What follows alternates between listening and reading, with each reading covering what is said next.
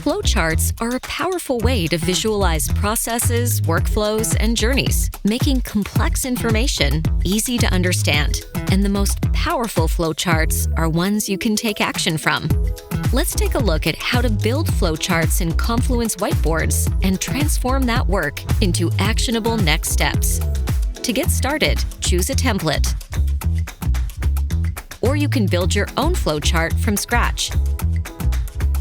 Use shapes, stickies, and lines to map your workflow.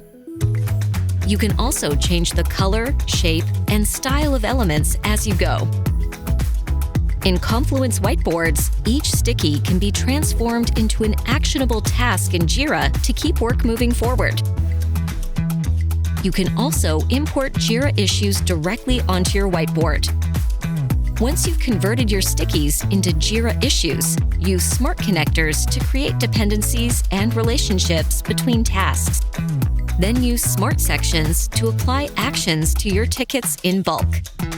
Every action you take using smart connectors and smart sections will be reflected in Jira, all without leaving your whiteboard. Build flowcharts in Confluence Whiteboards to keep work moving forward. Try Confluence for free today.